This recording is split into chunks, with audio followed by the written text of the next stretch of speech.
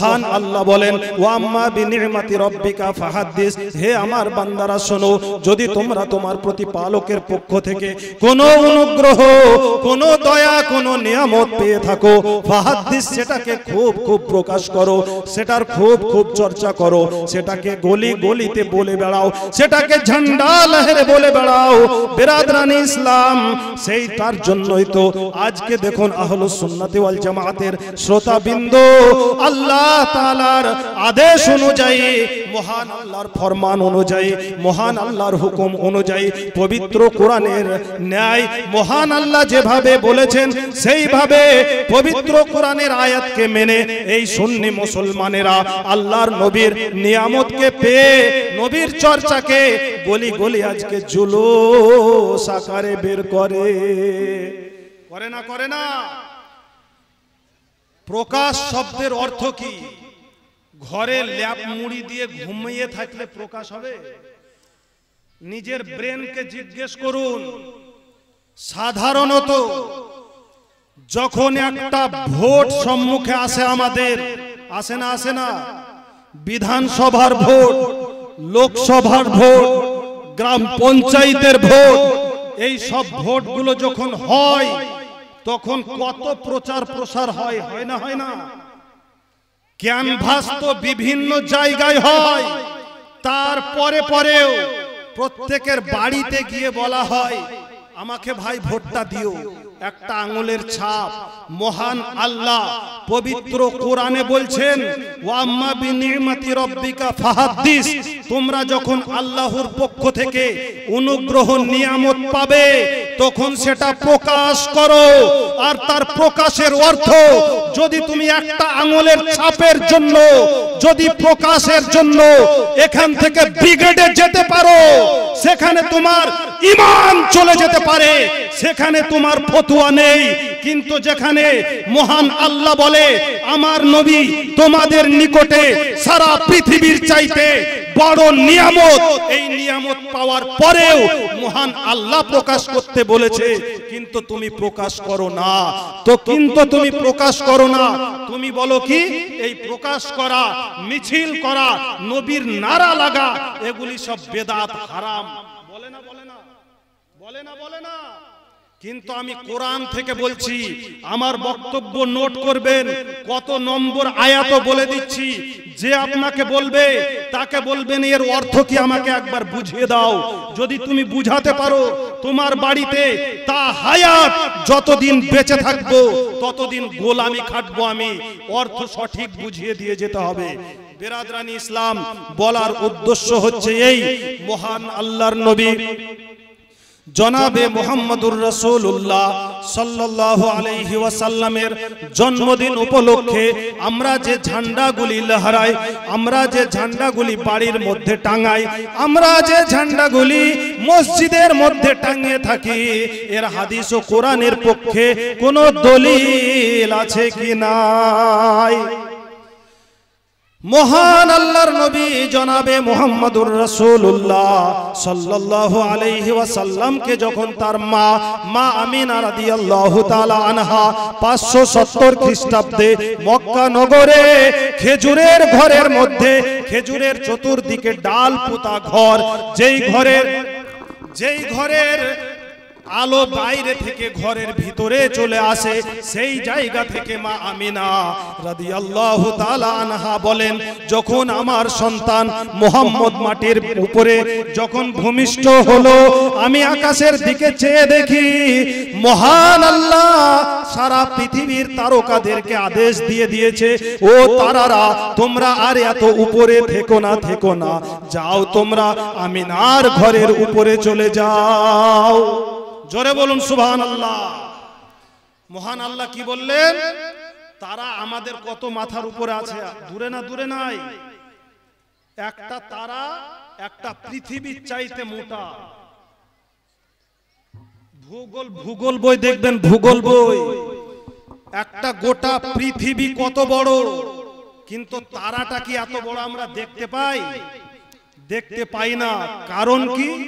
কারণ হলো এটাই, আল্লাহর নবী সাল্লাল্লাহু আলাইহি ওয়াসাল্লামের মা যেমন দেখেছিলেন তেমন আমরা দেখতে পাই না।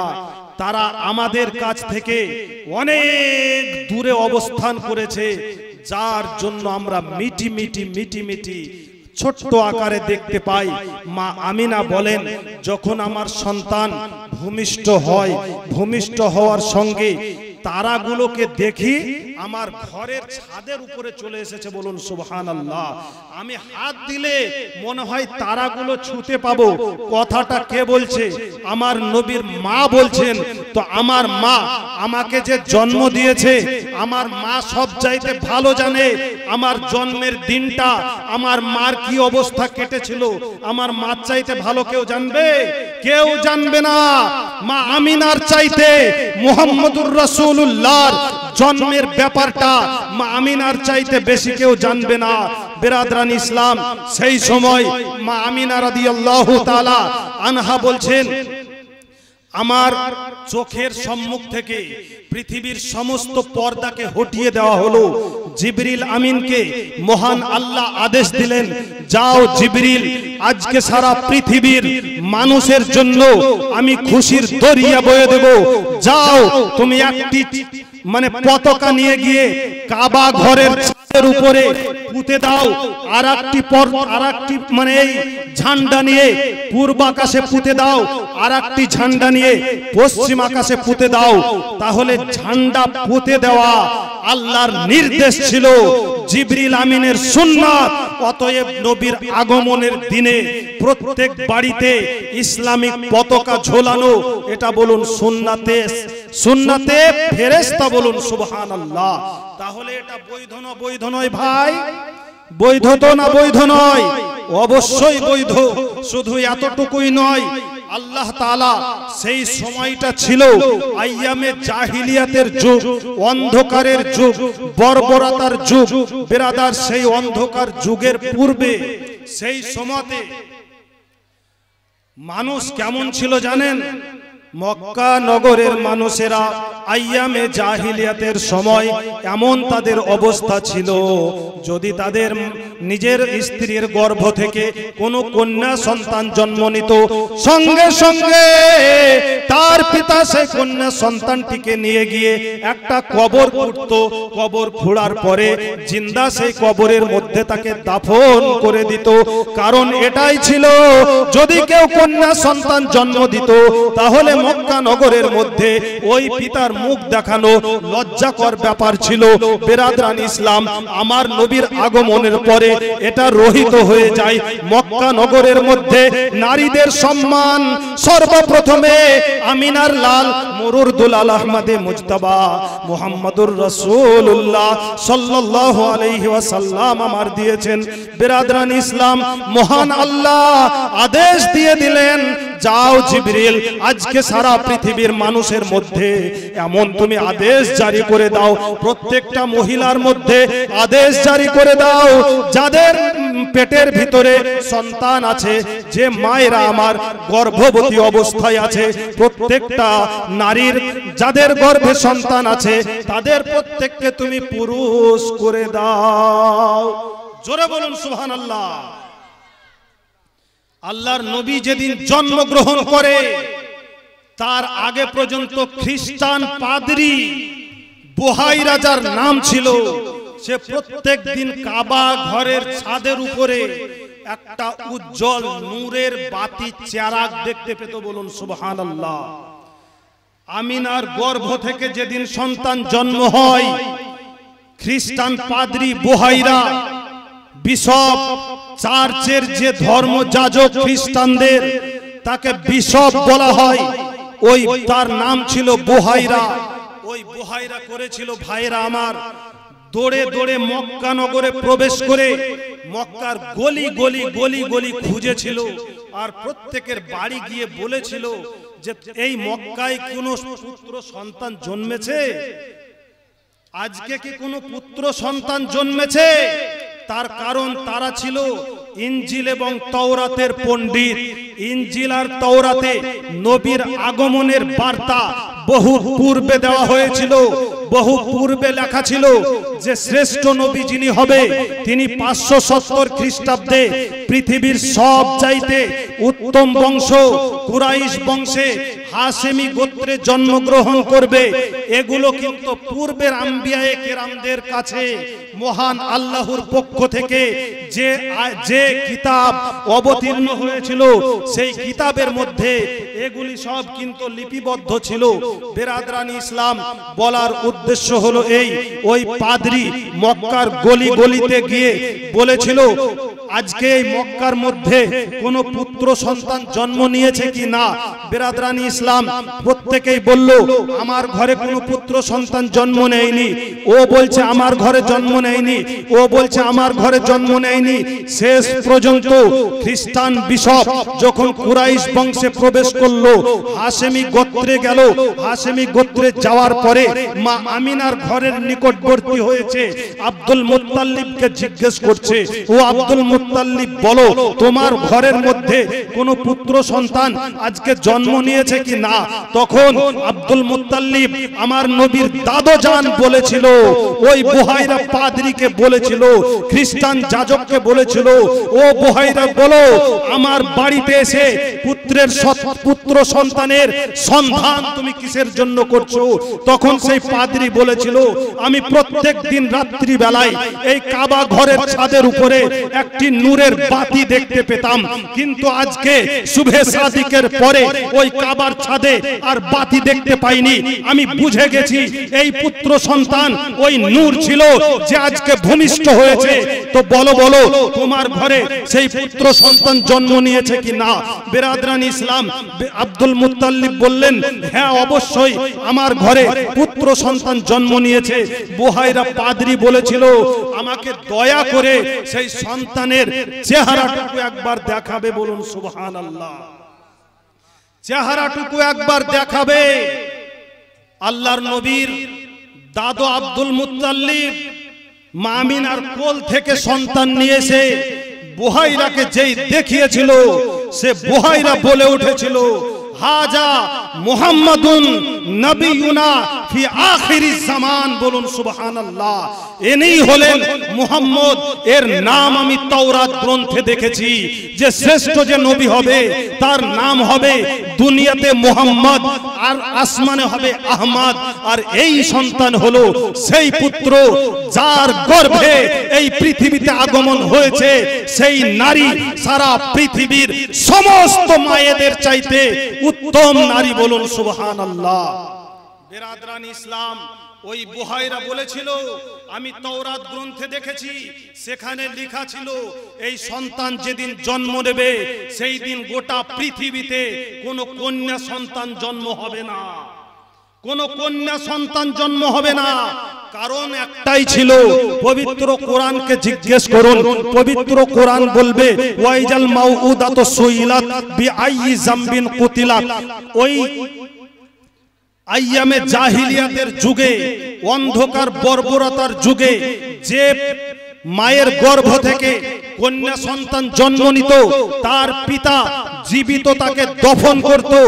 মহান আল্লাহ বলেন পবিত্র কোরআনে ওয়াইজাল মাউউদাতু সুইলাত বিআইয়ি যামবিন কুতিলাত, কিয়ামতের দিবসে ওই জিন্দা দাফনকৃত মেয়েদেরকে আমি জিজ্ঞেস করব তোমাদেরকে কি অপরাধের কারণে তোমার পিতারা জীবিত দাফন করেছিল বলো।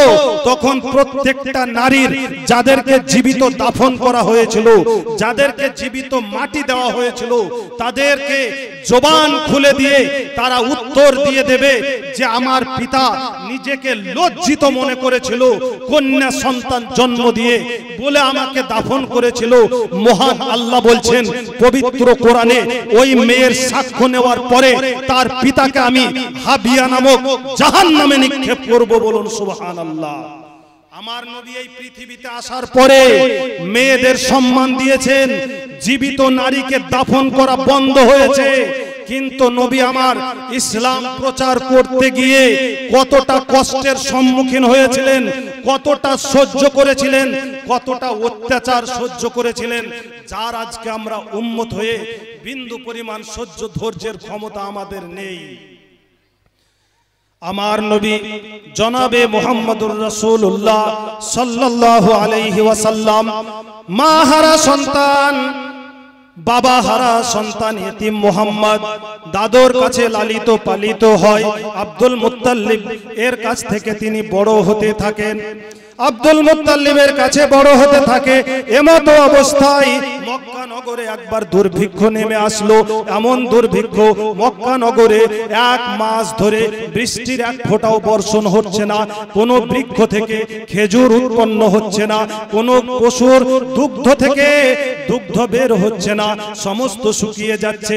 এধারে মক্কা নগরের কাবাতুল মুআজ্জামার মধ্যে 360টি মূর্তি রেখে মক্কার বিখ্যাত গোত্রের লোকেরা, মক্কার বিখ্যাত বংশের লোকেরা, যারা তারা সর্দার ছিল, আবু লাহাব, আবু সুফিয়ান, উতবা, সাইবা, এই ধরনের বিখ্যাত সর্দারেরা মক্কার ওই মূর্তি পূজা করে করে, মক্কার ওই দেব দেবীর পূজা করে তাদের কাছে কান্নাকাটি করে আর বলে, মক্কা নগরে যদি বৃষ্টি বর্ষণ না হয়, মক্কা নগর শুকিয়ে ফেটে গেছে, তোমরা আমাদেরকে বৃষ্টি দাও। ক্ষমতা আছে? দেওয়ার ক্ষমতা নাই। নবী মুহাম্মদুর রাসূলুল্লাহ এতিম মুহাম্মদ দাদুর কাছে আছে। একদিন গভীর রাত্রে স্বপ্নে দেখছে, মহান আল্লাহ বলছেন, হে আমার হাবিব, হে আমার বন্ধু, যতক্ষণ পর্যন্ত তুমি কাবার গিলাফ ধরে আমার কাছে প্রার্থনা না করবে, ততক্ষণ পর্যন্ত মক্কায় বৃষ্টি বর্ষণ হবে না, মক্কায় পানি আমি অবতীর্ণ করব না। মহান আল্লাহর নবী জনাবে মুহাম্মদুর রাসূলুল্লাহ সাল্লাল্লাহু আলাইহি ওয়াসাল্লাম সকাল বেলায় দাদুকে বলল, ও দাদু ভাই, আজকে রাত্রির মধ্যে আমি এই রকম স্বপ্ন দেখেছি, তুমি আমাকে কাবার মধ্যে নিয়ে চলো, কাবার গিলাফকে ধরে আমি আল্লাহর কাছে যদি চাই, মহান আল্লাহ আমার বরকতে, আমার দুয়ার বরকতে এই কাবা শহরের মধ্যে, মক্কা নগরের মধ্যে বৃষ্টি বর্ষণ করবে। নবী মুহাম্মদুর রাসূলুল্লাহ সাল্লাল্লাহু আলাইহি ওয়াসাল্লামের কথা শুনে দাদু আব্দুল মুত্তালিব আঙুলটা ধরেছে, যেমন ভাবে আপনি নিজের নাতির আঙুল ধরে বাজারকে হেঁটে নিয়ে আসেন। আব্দুল মুত্তালিব নাতি মুহাম্মাদের আঙুলকে ধরে নিয়ে কাবার মধ্যে নিয়ে যাচ্ছেন। কাবা শরীফের নিকটবর্তী যেই হওয়া সঙ্গে সঙ্গে কাবার যারা বিখ্যাত বংশের লোকেরা ছিল তারা বলছে, এতিম মুহাম্মদকে কাবার গিলাফ ছুঁতে দেওয়া হবে না, কাবার গিলাফে এতিম মুহাম্মদকে হাত লাগাতে দেওয়া হবে না, আমাদের পিছনে মুহাম্মদকে থাকতে হবে, যেহেতু তার পিতা বেঁচে নেই, যেহেতু তার মাতা বেঁচে নেই, তার মায়ের গর্ভে থাকা অবস্থায় তার বাবাকে সে হারিয়েছে। এমনকি আমার নবী সাল্লাল্লাহু আলাইহি ওয়াসাল্লামকে এত কষ্ট দিয়েছে, এত কষ্ট দিয়েছে, যার বিবরণ আপনার সম্মুখে করলে আপনার চোখ দিয়ে অঝর নয়নে পানি ঝরতে বাধ্য হবে। তারই আজকে আপনি উম্মত হয়ে নবীর আগমনের দিন যদি স্মরণ না করে থাকেন, আপনার কাছে আমার নবী, আপনার নবী, বিশ্ব জগতের নবী জনাবে মুহাম্মদুর রাসূলুল্লাহ সাল্লাল্লাহু আলাইহি ওয়াসাল্লাম ইসলামের বাণী এনে পৌঁছে দিয়েছেন, তারপরেও যদি আপনার ভিতরে শুকরিয়া তার নবীর মহব্বত না জন্মায়, নবীর মহব্বত ছাড়া আপনার তো কোনো আমলই কবুল হবে না। এরই জন্য আলা হযরত আজিমুল বরকত মুজাদ্দিদে দ্বীন ও মিল্লাত ইমাম আহমদ রাজা খান ফাজিল বরেলভী আলাইহির रहमत व रिजवान इरशाद करें, बा खुदा यही तो है खुदा का दर, नहीं और कोई मफर मकर, जो वहां से हो यही आके हो, जो यहाँ नहीं तो वहां नहीं। बोलो सुबहानाल्लाह। মহান আল্লাহর দরবারটাই হচ্ছে আমার নবীর দরবার।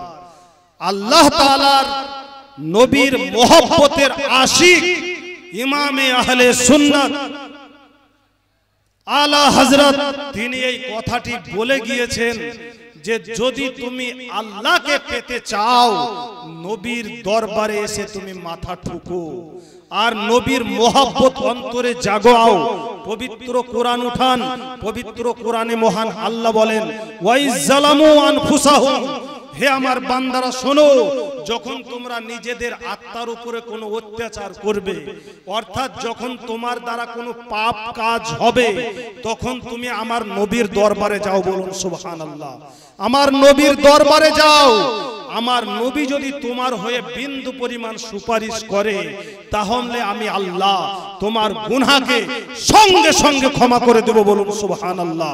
তাহলে এতগুলি আয়াতের পরেও যদি আপনি নবীর মোহাব্বত খুঁজে না পান, তাহলে একটা উর্দু কথা আছে, जो बेइश्क़ मोहब्बत नबवी में पढ़ाता है बुखारी, उसको बुखार तो आता है लेकिन बुखारी नहीं।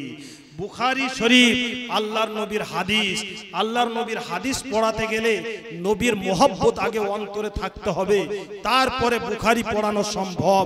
আর যদি মোহব্বত না থাকে, তাহলে তার সেই শিক্ষককে জ্বর আসা সম্ভব, কিন্তু বুখারির সঠিক অর্থ বুঝা এবং তার তালবে ইলমদের বোঝানো সম্ভব নয়।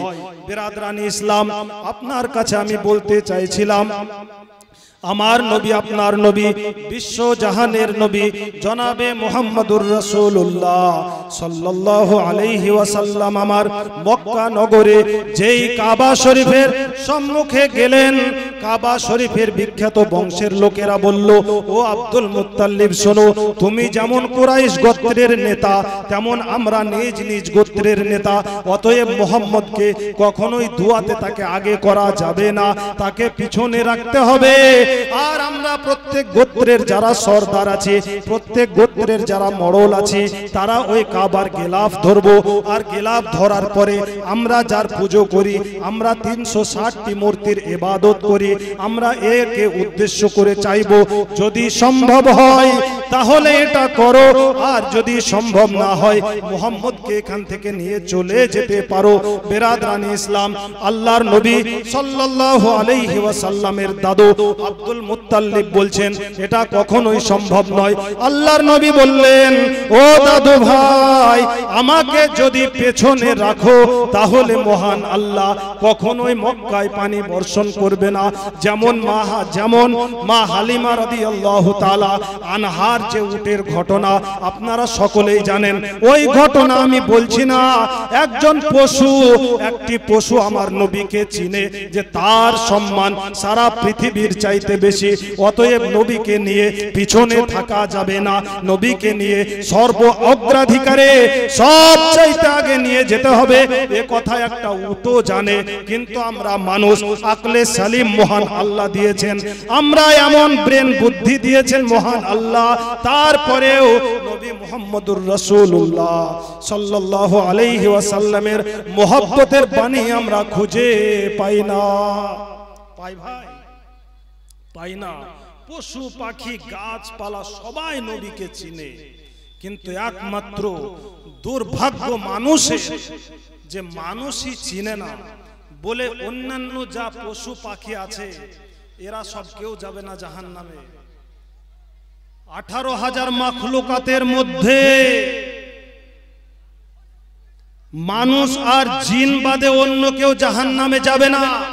গরু, ভেড়া, ছাগল, উট সব এরা যেমন কাজ করবে, কোনো যদি মোটা তাজা গরু একটা দুবলা কমজোর গরুকে ঢুসিয়ে থাকে, কিয়ামতের দিনে দুটো গরুকেই তোলা হবে, তুলে আল্লাহ বলবেন ওই পাতলা গরুটাকে ততটা শক্তি দেবেন, শক্তি দেওয়ার পরে বলবেন তুমি তোমার বদলা আমার সম্মুখে নিয়ে নাও।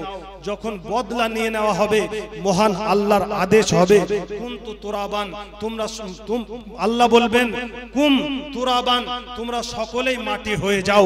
তখনই সব যখন 18,000 মাখলুকাতের মধ্যে মানব ও দানব অর্থাৎ জিন আর ইনসান বাদে সমস্ত যখন মাটিতে পরিণত হবে, তখন যারা জাহান্নামী হবে, যারা জাহান্নামের সার্টিফিকেট পেয়ে যাবে, তারা আফসোস করে বলবে ইয়া লাইতানি কুনতু তুরাবা, হায় আফসোস আজকে যদি আমরা মাটি হয়ে যেতাম, জাহান্নামের আগুনে নিক্ষেপিত হতে হতো না, আমাদেরকে জাহান্নামের আগুনের আযাব ভোগ করতে হতো না।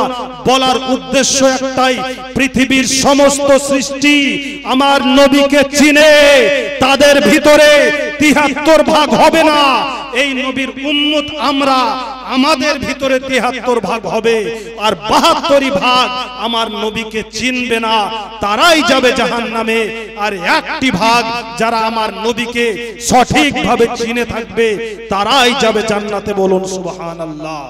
বিরাদরানি ইসলাম, মা আমিনা রাদিয়াল্লাহু তাআলা আনহার পুত্র, সারা বিশ্ব জগতের শ্রেষ্ঠ নবী জনাবে মুহাম্মদুর রাসূলুল্লাহ সাল্লাল্লাহু আলাইহি ওয়াসাল্লাম বললেন, ও ভাই দাদু আব্দুল মুত্তালিব, শুনে নাও শুনে নাও, যদি আমাকে কাবার মধ্যে সব লাইনের পিছনে দাঁড় করিয়ে তোমরা যদি দোয়া চাও, কখনোই এই মক্কা নগরে বৃষ্টি বর্ষণ হবে না। যদি আমাকে আগে দাও তবে এই বৃষ্টি বর্ষণ হবে। প্রথম দিন তো মুহাম্মদের কথা কেউ গুরুত্ব দিল না, ইয়াতিম বলে তাকে সেখান থেকে তাড়িয়ে দিল। ভাই, সেই জায়গা থেকে মুহাম্মদুর রাসূলুল্লাহকে তার দাদু আব্দুল মুত্তালিব হাত ধরে বাড়িতে ফিরে নিয়ে চলে আসলেন। তিনি বলেছিলেন, ও মক্কাবাসীরা শুনে নাও, যেই জায়গায় আমার নাতির সম্মানের হানি হবে সেই জায়গায় আমি তোমাদের সঙ্গে দোয়াতে শামিল হব না, সেই জায়গায় দোয়ায় শামিল হব না। ফিরে চলে আসলেন। দ্বিতীয় দিন হলো, মহান আল্লাহ আমার নবীকে স্বপ্নে দেখায়, ও মুহাম্মদ শোনো, ও আমার হাবিব শোনো, যতক্ষণ না তুমি কাবার গিলাফ ধরে আমার কাছে প্রার্থনা না করবে ততক্ষণ পর্যন্ত মক্কা নগরে এক ফোঁটা বৃষ্টি বর্ষণ হবে না। পরের দিন সকালবেলা আমার নবী, আপনার নবী, বিশ্ব জগতের নবী জনাবে মুহাম্মদুর রাসূলুল্লাহ সাল্লাল্লাহু আলাইহি ওয়াসাল্লাম দাদু আব্দুল মুত্তালিবকে বলে, ও ভাই, আমাকে নিয়ে চলো আবার আজকে কাবার ঘরের মধ্যে। কাবার গিলাফ ধরে আমার আল্লাহ আমাকে স্বপ্ন দেখিয়েছে, আমার আল্লাহ আমাকে ওহী দিয়ে দিয়েছে। আমি যদি কাবার গিলাফ ধরে মহান আল্লাহর কাছে, আমার সৃষ্টিকর্তার নিকট, আমার প্রতিপালকের নিকট আমি যদি হাতকে উত্তোলন করে বলি, আনজিল আলাইনা, আনজিল আলাইনাল মা আল বারিদা, হে আল্লাহ তুমি আমাদের উপরে ঠান্ডা পানি বর্ষণ করো, যদি এই কথা আমি বলি, সঙ্গে সঙ্গে মহান আল্লাহ মক্কা নগরের মধ্যে পানির দরিয়া বয়ে দিবে, বৃষ্টি বর্ষণ হবে, মুষলধারে বৃষ্টি হবে। এই কথা শোনার পরে আব্দুল মুত্তালিব নবী মুহাম্মদুর রাসূলুল্লাহকে হাতে ধরে নিয়ে গিয়ে বলছেন, চলো ভাই, আজকে কারো কথা শুনবো না, তাদের পৌঁছানোর আগেই আমরা সেই কাবার মধ্যে পৌঁছে যাব। অতি ভোরে সকাল বেলায় আব্দুল মুত্তালিব নাতি মুহাম্মদকে সঙ্গে নিয়ে ছুটে চলে গেলেন কাবার কাছে। গিয়ে যেই দাঁড় হয়ে দোয়া করবেন, ইতি মুহূর্তে আবু জেহেল উপস্থিত হয়ে যায়। আবু জেহেল বলে, ও আব্দুল মুত্তালিব, আপনি এমন কি কাজ করছেন? আপনার এতিম নাতিকে নিয়ে এসে এই কাজ আপনি করবেন না। অতএব যদি আপনি এই কাজ করেন, মক্কা নগরের প্রত্যেকটি গোত্রের সর্দার আপনার বিপক্ষে চলে যাবে, আপনার বিপরীতার্থ মতবাদ তারা পেশ করবে। বিরাদরানি ইসলাম, সমস্ত মক্কার সর্দারদেরকে ডাকা হলো। নবী মুহাম্মদুর রাসূলুল্লাহ বললেন, ও মক্কার সর্দারেরা শোনো, আমি আমার আল্লাহর কসম করে বলি, আমি আমার মায়ের কসম করে বলি, আমি আল্লাহর কসম করে বলি, ও মক্কার সর্দারেরা শোনো, যদি আমার দোয়ায় মক্কা নগরে পানি বর্ষণ না হয়, তাহলে কোনদিন আমি এই মক্কার কাবার গেটের সামনে আসব না, কাবার গেটের সামনে আসবো না। তোমরা একবার আমাকে ট্রাই করিয়ে দেখাও, একবার আমাকে অনুমতি দাও। কিন্তু আমার অনুমতি হলো এই যে তোমরা সবাই আমার পিছনে থাকবে আর আমি থাকবো আগে। বলুন সুবহানাল্লাহ। কাবার গিলাফ একমাত্র আমার হাত ছাড়া অন্য কারো হাত কাবার গিলাফে স্পর্শ করবে না। আপনারা যতই সর্দার হন না কেন, যদি এই মক্কায় বৃষ্টি চান তাহলে আমার কথা মানতে হবে।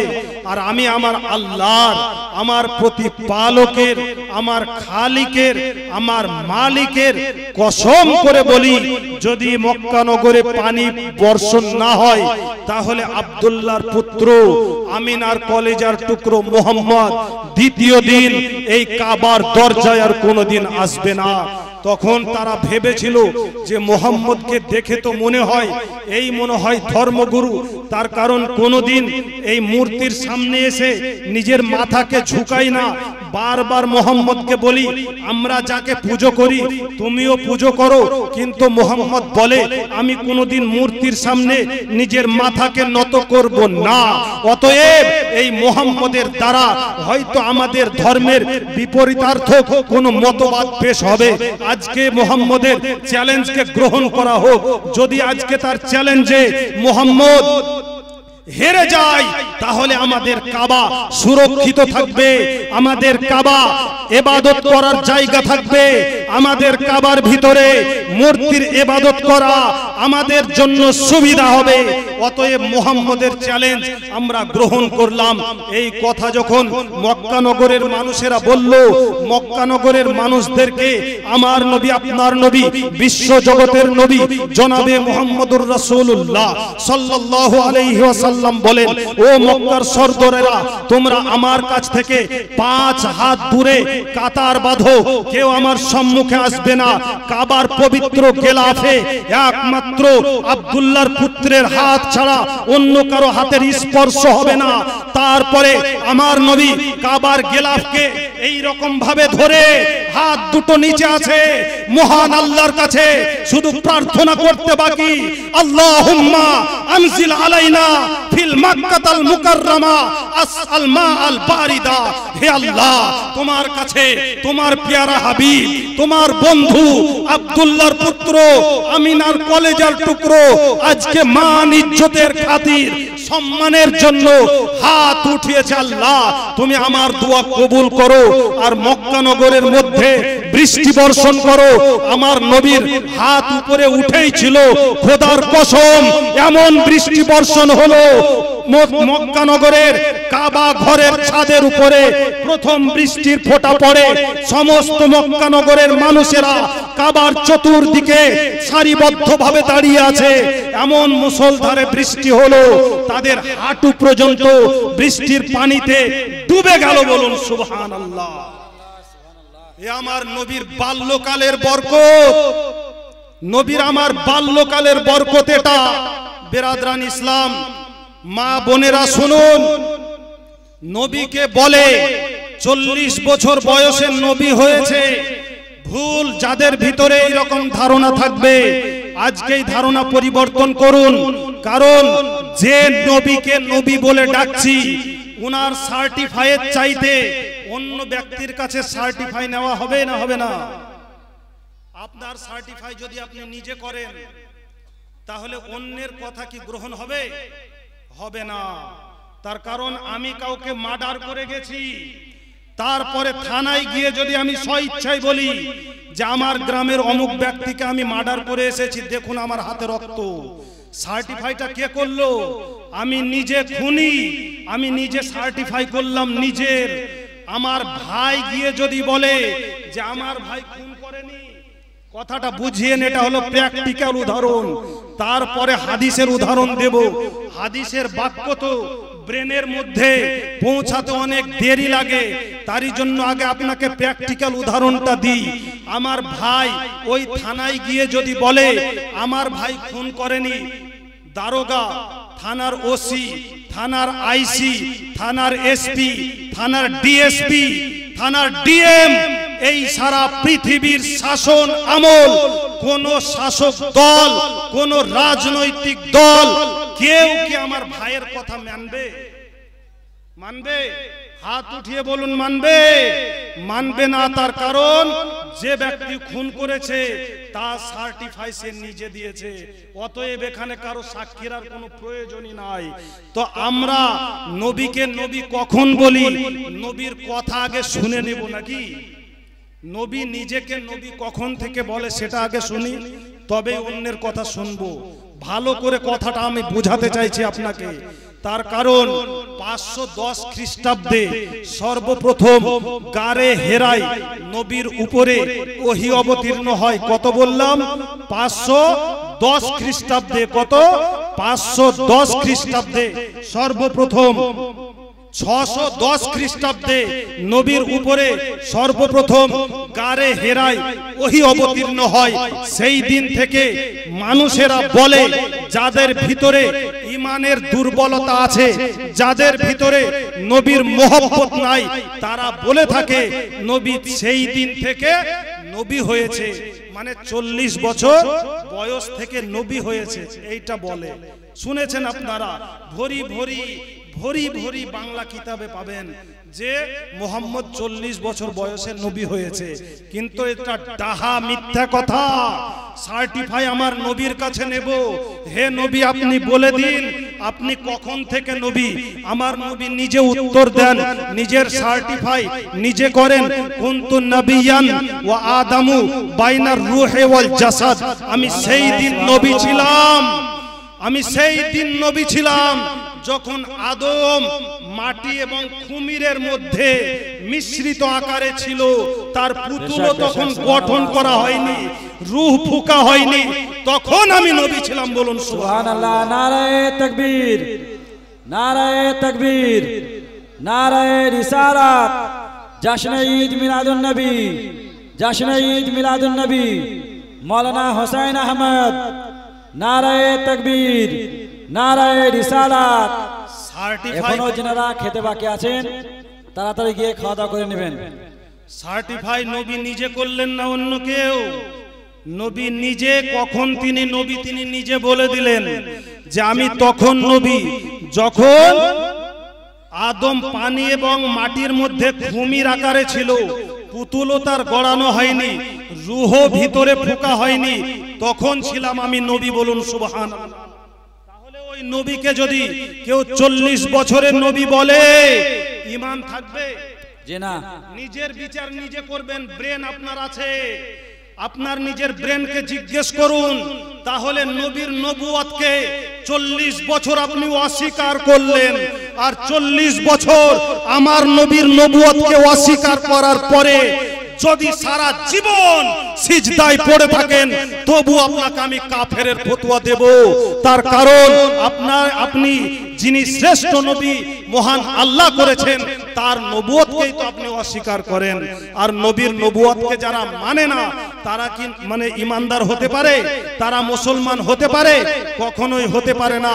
ভাই বলি আমি, নবী করিম সাল্লাল্লাহু আলাইহি ওয়াসাল্লাম কাবা শরীফের মধ্যে, মক্কা নগরের মধ্যে ইসলামের যে প্রচার করেছিলেন, আমার নবী আপনার নবী জনাবে মুহাম্মদুর রাসূলুল্লাহ সাল্লাল্লাহু আলাইহি ওয়াসাল্লাম যখন 40 বছরের আগে, 40 বছরের পূর্বে ইসলামের দাওয়াত দিতেন, মক্কা নগরে তো নবীর সূত্রের অভাব ছিল না। অনেক তার শত্রু ছিল, অনেক দুশমন ছিল, অনেক মক্কার কুফফার ও মুশরিক ছিল, যারা নবীকে মারার জন্য, যারা নবীর উপরে আঘাত করার জন্য সব সময় রেডি থাকতো। ভাই বেরাদরানি ইসলাম, 40 বছরের আগে নবী আমার লুকিয়ে লুকিয়ে গোপনে গোপনে ইসলাম প্রচার করতেন। এই গোপনে গোপনে ইসলাম প্রচারটা নবী করিম সাল্লাল্লাহু আলাইহি ওয়াসাল্লামের যখন গোপনে ইসলাম প্রচারে 250 জন মানুষ, 250 জন সাহাবী আল্লাহর নবীর দলভুক্ত হয়ে যায়, এই কথা মক্কার মুশরিক ও কাফিরেরা যখন জানতে পেরে যায়, তখন তারা কি করলো? মক্কার লোকদেরকে ডাকলো। মক্কার যারা বিভিন্ন গোত্রের সর্দার ছিল তাদেরকে ডাকার পরে একত্রিত করার পরে নবী মুহাম্মদের বিরুদ্ধে অ্যাকশন নিতে হবে, নবী মুহাম্মদের বিরুদ্ধে মানে মন্তব্য পেশ করতে হবে, নবী মুহাম্মদের কিভাবে শাস্তি দেওয়া যায়, নবী মুহাম্মদের সঙ্গে কিভাবে আচরণ করা যায়। তার কারণ দিনের পর দিন সে আমাদের মূর্তির কাছ থেকে দূরে সরে যায়, সে আমাদের মূর্তিকে ঘৃণা বলে, সে আমাদের দেব দেবীর কথাকে মন্দ বলে, সে এক মহান আল্লাহর ইবাদত করতে বলে, আর তার দলভুক্ত লোকেরা হয়ে যায়। শোনো শোনো মক্কার লোকেরা, এখন সেই মুহাম্মদের বিরুদ্ধে অ্যাকশন নিতে হবে, তার বিরুদ্ধে কঠোর মন্তব্য পেশ করতে হবে। এই বলে মক্কার বিখ্যাত লোকেরা, মক্কার বিখ্যাত বংশের লোকেরা একত্রিত হয়। একত্রিত হওয়ার পরে একটা রেজুলেশন লেখা হয়। একটা রেজুলেশন লেখা হয়, সেই রেজুলেশনের সাথে কি লেখা হয় তার বর্ণনা আপনাকে দিই। রেজুলেশনে তাদের লেখা ছিল, সেই রেজুলেশনের বাণীটা পবিত্র কোরআনে মহান আল্লাহ আমার নবীর উপরে অবতীর্ণ করে দেয়। মহান আল্লাহ বলেন পবিত্র কোরআনের মধ্যে আছে, ওই মক্কার কাফির ও মুশরিকদের রেজুলেশনের জিস্ট, রেজুলেশনের সারাংশ, তাদের ওই রেজুলেশনে 3টি বাক্য লেখা ছিল। আও ইউসবিতুকা, মুহাম্মদকে বন্দী করতে হবে, মুহাম্মদের সঙ্গে যারা 250 জন ইসলাম ধর্ম গ্রহণ করেছে তাদেরকে জেলখানায় পাঠাতে হবে। এটা হলো 1 নম্বর কথা। দ্বিতীয় নম্বর কথা কি, আও ইয়াকতুলুকা, অথবা মুহাম্মদকে হত্যা করতে হবে। কি করতে হবে? প্রথম নম্বর মুহাম্মদকে এবং তার সঙ্গী 250 জনকে জেলখানায় বন্দী করতে হবে, 1 নম্বর। দ্বিতীয় নম্বর হলো আও ইয়াকতুলুকা, মুহাম্মদকে হত্যা করতে হবে। তৃতীয় নম্বর কি, আও ইয়াখরুজুকা, আও ইউখরিজুকা, ইয়া মুহাম্মদকে এই মক্কা নগর থেকে বিতাড়িত করিয়ে দিতে হবে, বের করে দিতে হবে, তাড়িয়ে দিতে হবে। এই মন্তব্যের মধ্যে যে কোনো একটা মন্তব্যে একটি সিদ্ধান্তে উপনীত হতে হবে। এই বলে মক্কায় বিশাল বড় সভা ডাকা হলো, বিশাল বড় মিটিং ডাকা হলো, বিশাল বড় মজলিস ডাকা হলো। বেরাদার, সেই মজলিসের ভিতরে আবু জাহাল যে আল্লাহর নবীর চাচা ছিল, আবু লাহাব যে আল্লাহর নবীর চাচা ছিল, এই রকম ভাবে উতবা, সাইবা, আবু সুফিয়ান, মক্কা নগরের বিখ্যাত বংশের লোকেরা ওই জায়গায় উপস্থিত ছিল। বেরাদার, আমার নবী ইসলাম ধর্মটা আমাদের কাছে যে নিয়ে এসেছেন, বহু কষ্টের মধ্যে এসেছে, তারপরেও যদি এই ইসলামের প্রতি আপনার সৎ ইচ্ছা না থাকে, ইসলামের প্রতি যদি আপনার মনোনিবেশ না হয়, নবী মুহাম্মদের প্রতি আপনার ভক্তি না থাকে, নবী মুহাম্মদের প্রতি আপনার যদি মহব্বত না থাকে, তাহলে আপনি কোনোদিন তার উম্মতের খাতায় নাম লিখাতে পারবেন না। বেশক বিরাদরান ইসলাম, রেজুলেশন পাস হবে, মুহাম্মদকে বন্দী করতে হবে। তার 250 জনকে কেমন বন্দী? লোহিত সাগর, যাকে আরব সাগর বলা হয়, লোহিত সাগর পার করে জেলখানা দিতে হবে। তা সেখানে কোনো খাদ্য সামগ্রী দেওয়া হবে না, কোনো জিনিস মুহাম্মদকে দেওয়া যাবে না। সেই জায়গায় মুহাম্মদ যাদের তার 250 জন সঙ্গীকে নিয়ে ওই কালাপ অর্থাৎ লোহিত সাগর, আরব সাগরের পারে, সেই জায়গায় যাতে পচে সড়ে মরে যায়, এই বলে সিদ্ধান্তে উপনীত হলো। ইয়াকতুলুকা আও ইউখরিজুকা, এই দুটো বাদ গেল। আর আও ইউসবিতুকা, অর্থাৎ মুহাম্মদকে জেলখানায় দিতে হবে। বেরাদরান ইসলাম, খুব একটি গুরুত্বপূর্ণ কথা আপনাকে বলি। আমাদের যারা পূর্বপুরুষ, জিরানা বুজুর্গানে দ্বীন, আহলুস সুন্নাতি ওয়াল জামাতের যারা ধারক ও বাহক, যাদের জন্য আমরা নিজেকে আজকে হানাফি দাবি করে থাকি, ইমাম আবু হানিফা রহমতুল্লাহ আলাইহির মৃত্যু কিন্তু জেলখানায় হয়েছিল।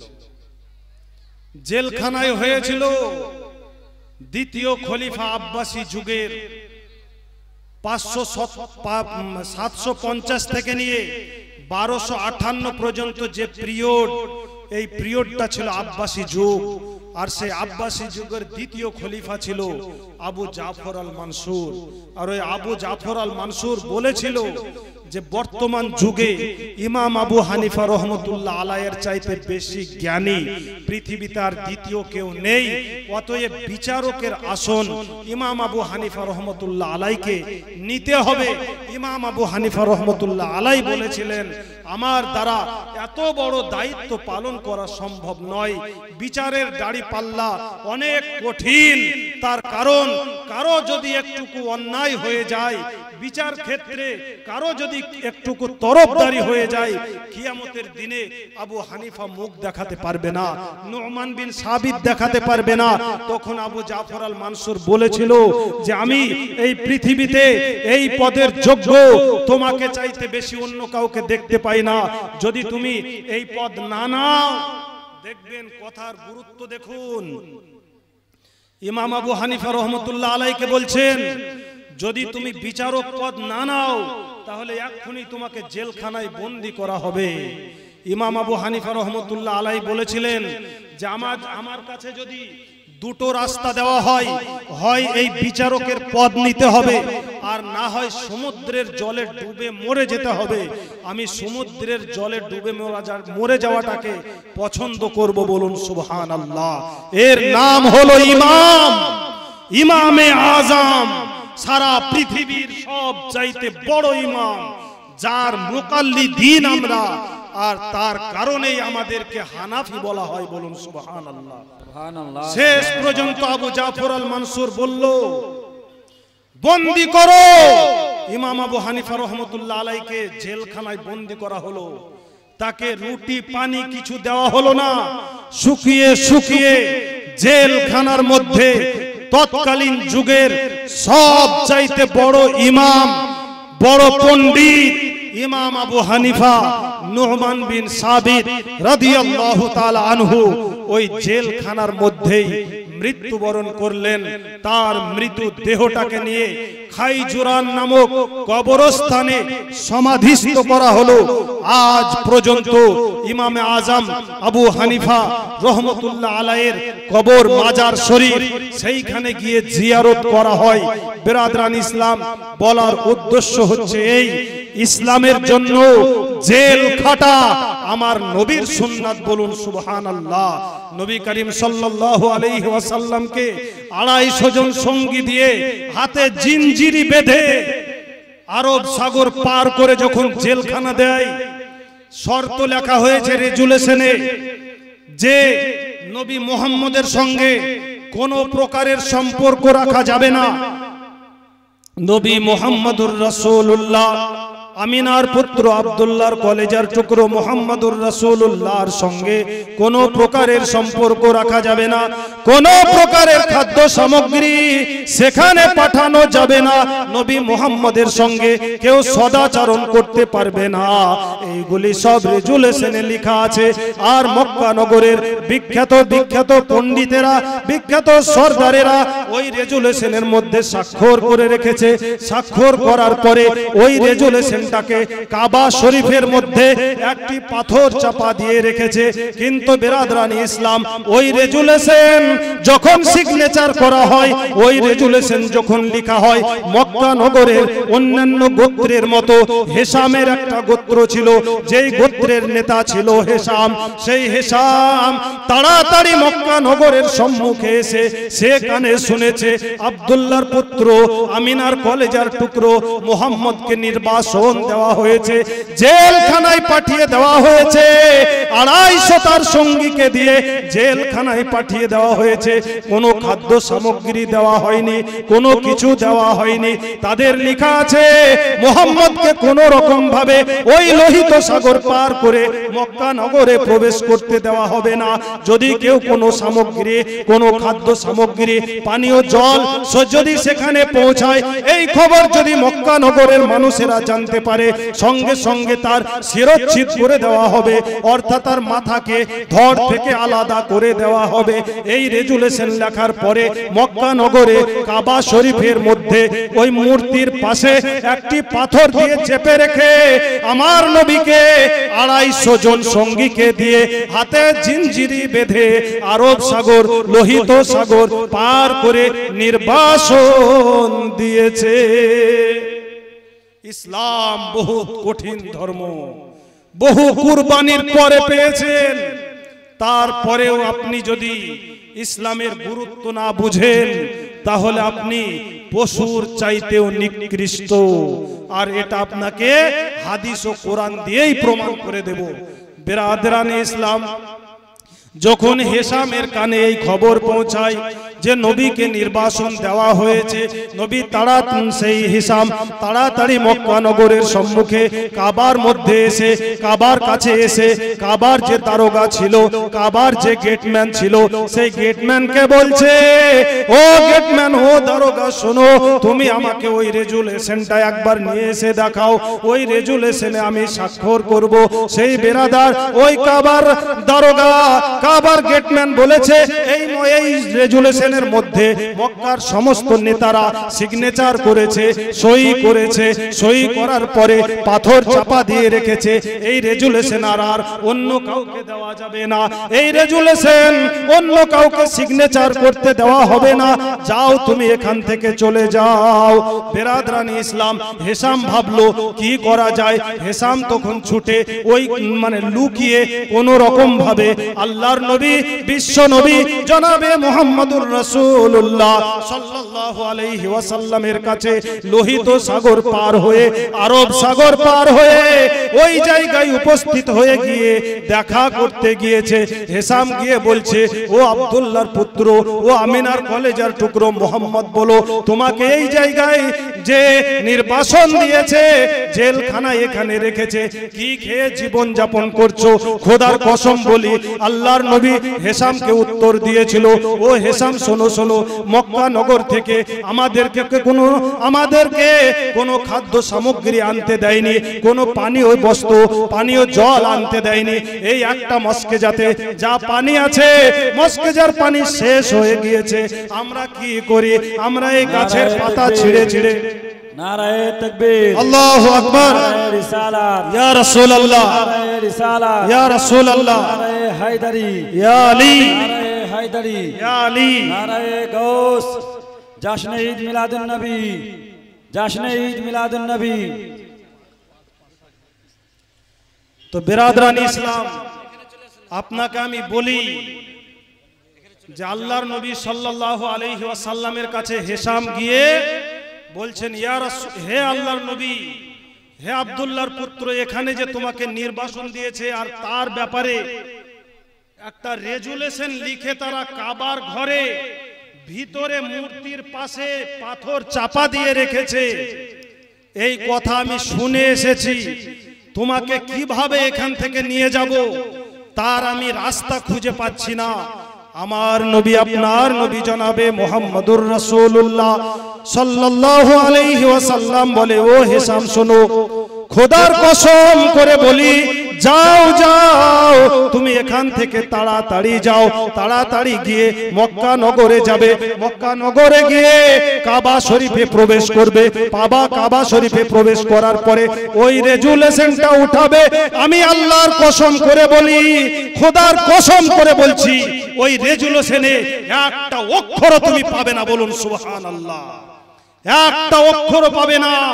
এই কথা, এই হাদিসটি ইমামে আহলে সুন্নাত আজিমুল বরকত মুজাদ্দিদে দ্বীন ও মিল্লাত ইমামে আহমদ রাজা খান ফাজিলে বরেলভী আলাইহির রহমত ওয়া রিজওয়ানের চোখে যখন পড়ল, তখন আমার নবীর ইলমে গায়বকে প্রমাণ করতে একটা শের তিনি লিখে দিলেন, और कोई गायब किया तुमसे नेहा हो भला, और कोई गायब किया तुमसे नेहा हो भला, जब ना खुदा ही छुपा तुम पे करो रो दरूद। बोलूं सुबहानाल्लाह।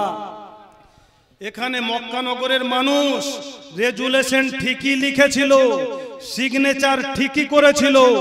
মক্কা নগরের লোহিত সাগর পার হয়ে এই যে রেজুলেশনে একটা অক্ষরও নেই, এই জ্ঞানটা আমার আল্লাহ শিখিয়েছেন। বলুন সুবহানাল্লাহ, সুবহানাল্লাহ। বলেই তো আমার নবী বললেন, হেসাম যাও, ওই রেজুলেশন তুলে দেখবে। খোদার কসম করে বলি, একটা অক্ষরও তুমি ওই রেজুলেশনের ভিতরে পাবে না। হেসাম মুচকিয়ে হেসে বলেছিল, মুহাম্মদ শোনো, যদি তোমার কথা সত্য হয় আর রেজুলেশনে একটা অক্ষরও যদি লিপিবদ্ধ না থাকে, মক্কার বিখ্যাত নেতাদের সিগনেচার যদি না থাকে, তাহলে আমিও 360টি মূর্তির কসম করে গেলাম, মুহাম্মদ রেজুলেশন দেখে এসে সঙ্গে সঙ্গে এই লোহিত সাগর পুনরায় পার করে মক্কা নগরে নিয়ে যাওয়ার দায়িত্ব আমার।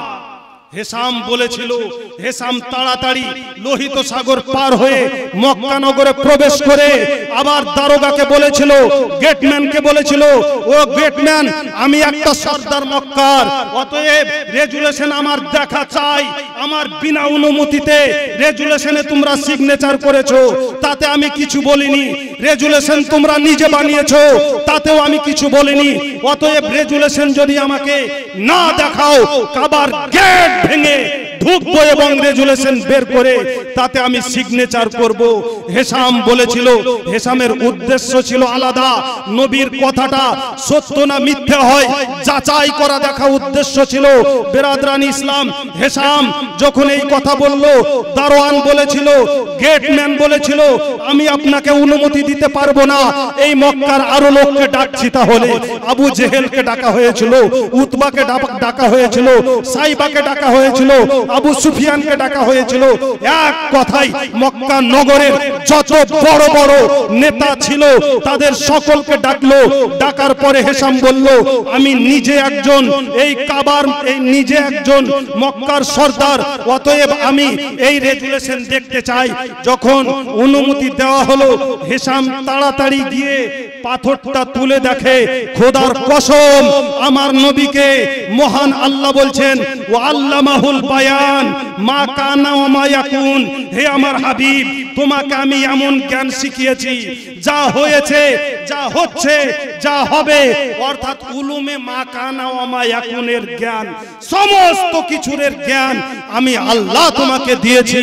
অতএব হেশাম যেই তুলে দেখলো, খোদার কসম রেজুলেশনে একটা অক্ষরও ছিল না। বলুন সুবহানাল্লাহ। আমার নবী কতটা গায়েবের খবর দিতে পারে।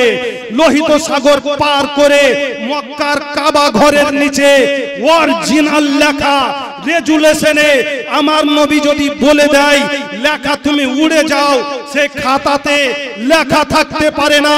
এ আমার নবীর জুবানের পাওয়ার। বলুন সুবহানাল্লাহ। আমার নবীর জুবানের পাওয়ার। হেশাম তাড়াতাড়ি গিয়ে আমার নবীকে ওই যখন রেজুলেশনটা বের করে আবু জেহেলের সামনে তুলে ধরেছিল, বলেছিল মিথ্যাবাদী তোমরা, রেজুলেশনে কিচ্ছু না লিখেই মুহাম্মদকে নির্বাসন দিয়েছো, জেলখানায় দিয়েছো, আর আমাকে বলছো রেজুলেশন পাস হয়ে গেছে, সিগনেচার হয়ে গেছে। তোমাদের কথা আমি মানতে রাজি নই। মুহাম্মদকে পুনরায় আমি মক্কায় ফিরিয়ে নিয়ে আসব, তার কারণ তার জন্মস্থান হলো এই মক্কা নগর। বলুন সুবহানাল্লাহ। বেরাদরান ইসলাম, বক্তা যেহেতু উপস্থিত আছেন, আমি আমার বক্তব্য আর লম্বা করছি না। আপনাদের সম্মুখে পবিত্র কোরআনের জিনিস বলে আমি আমার বক্তব্য শেষ করে দেব। যে হাদিস ও কোরআন থেকে যে দলিলগুলো, যাদের আপনারা মোবাইল আছে, নেট মোবাইলটা একবার মানে চালু করুন, মিলাদুন নবী যে আপনারা পালন করেন, এর দলিল হাদিস কোরআনে কত জায়গায় আছে। কোরআনে আল্লাহ তাআলা এই দিনকে স্মরণ করেছে 11টা আয়াত পবিত্র কোরআনের আছে। প্রথম নম্বর আয়াত সূরা মাইদা আয়াত নম্বর 14, কাদ জাআকুম মিনাল্লাহি নূরুন ওয়া কিতাবুম মুবিন।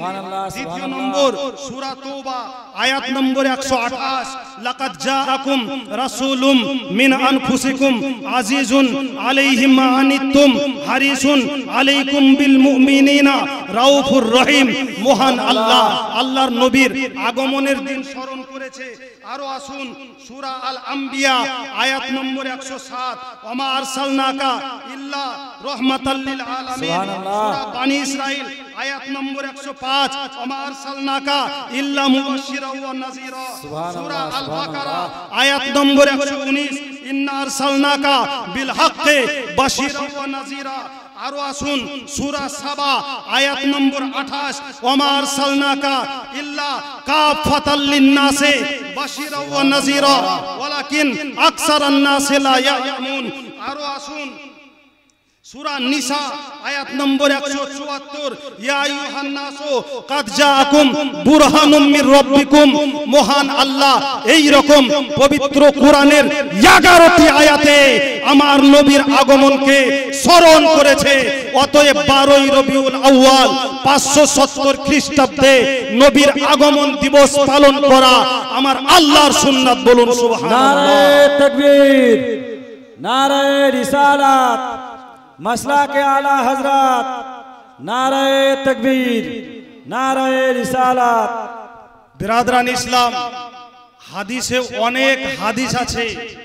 যদি আবার কোনোদিন সুযোগ পাই তাহলে ইনশাআল্লাহ হাদিস ও কোরআন, যেটা আপনার মেন উদ্দেশ্য বলেছিলাম, আল্লাহর নবী একবার জিরানা নামক স্থানে যাবেন। আপনাকে প্রথমে একটা কথা বলেছিলাম, উমরার আবিষ্কার হলো কি করে উমরা, এই কথাটা বলে শেষ করে দেব। আল্লাহর নবী সাল্লাল্লাহু আলাইহি ওয়াসাল্লাম তিনার 700 জন সাহাবীদেরকে নিয়ে মক্কা নগরের অত্যাচারে একবার 25 কিলোমিটার পায়ে হেঁটে মক্কা ছেড়ে চলে যাব ভেবেছিলেন, কিন্তু আল্লাহর বিনা আদেশে নবী মক্কা ছাড়তে পারবেন না।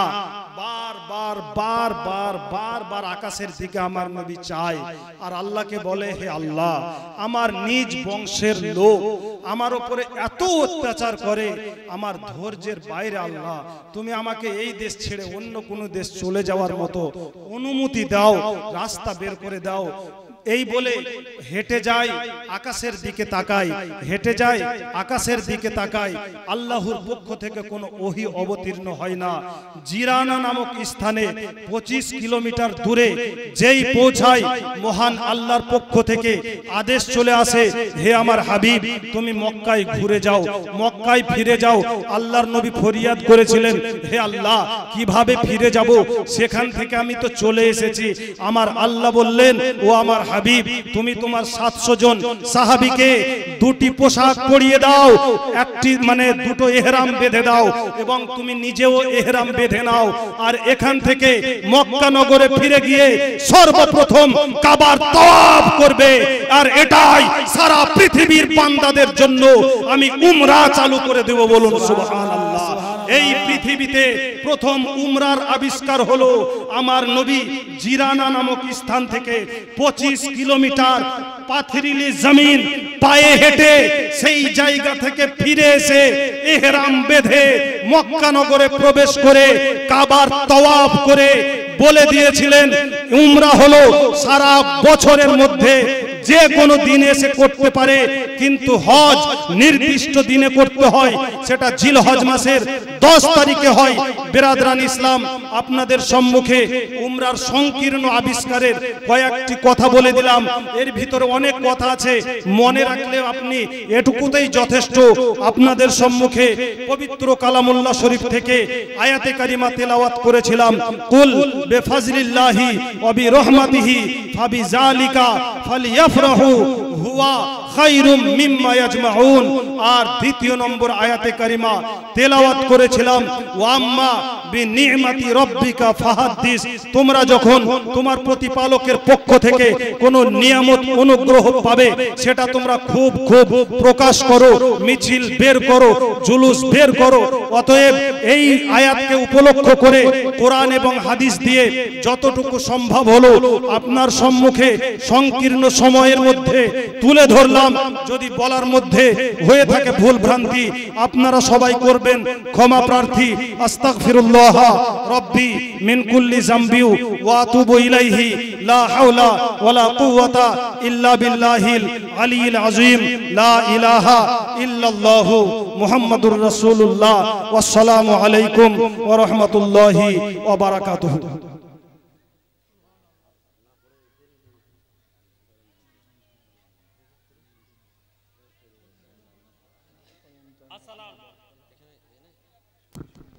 আসসালামু আলাইকুম।